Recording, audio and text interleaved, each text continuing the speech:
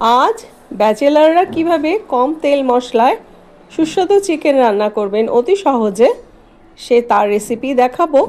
প্রথমে তো মাংসটা ধুয়ে নিয়ে পেঁয়াজটা কুচি কুচি করে কেটে নেব।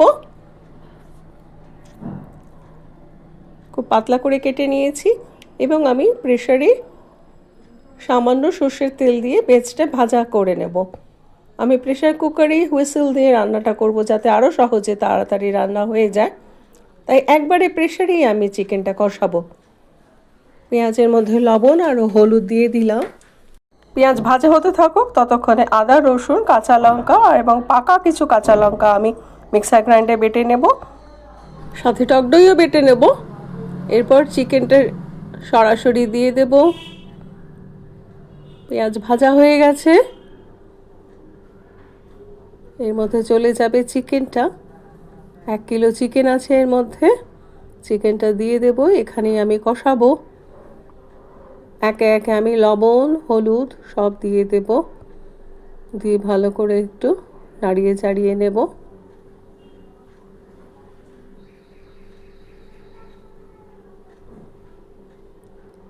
এরপরেই আমি দিয়ে দেব মিক্সার গ্রাইন্ডারে পেস্ট করা আদা, রসুন, টক দই, কাঁচা লঙ্কা বাটা।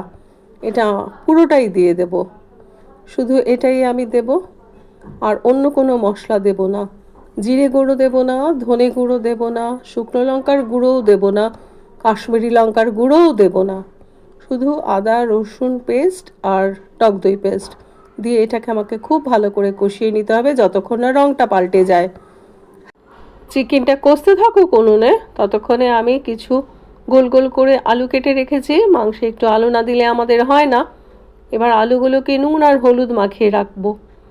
যেহেতু আজকে চিকেনটি আমি কম তেল মশলায় রান্না করছি, সেই জন্য আলুগুলোকে ভেজে আর অতিরিক্ত তেল দেব না। আমি আলুগুলোকে নুন আর হলুদ মাখিয়ে রাখবো। চিকেনটা যখন কষানো হয়ে যাবে তার মধ্যে আলুগুলো দিয়ে রান্না করব। চিকেনটা যথেষ্ট কষানো হয়ে গেছে, আর বেশি কষাবো না, নইলে চিকেনগুলো ভেঙে যাবে। চিকেন তো এমনিতেই নরমই হয়, কিন্তু আজকে যেহেতু খুব চটজলদি রান্না করব, সেই জন্য প্রেসার কুকারে হুইসেল দিয়ে নেব। কষানোটা যথেষ্ট হয়ে গেছে, এবার আমি একে একে করে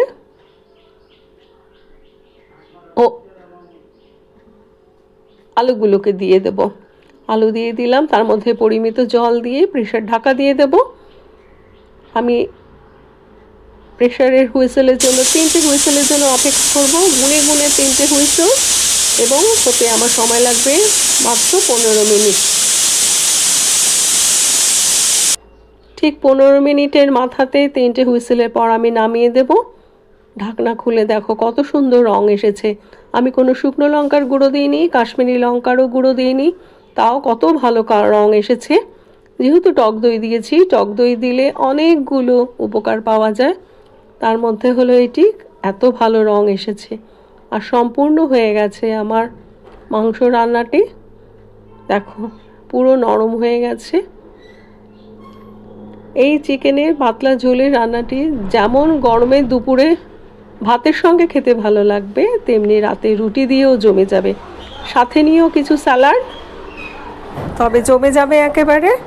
আমার এই সহজ রেসিপিটা কেমন লাগলো আমাকে জানাতে ভুলো না। আর আমার অন্য রান্নাগুলো দেখেছো তো?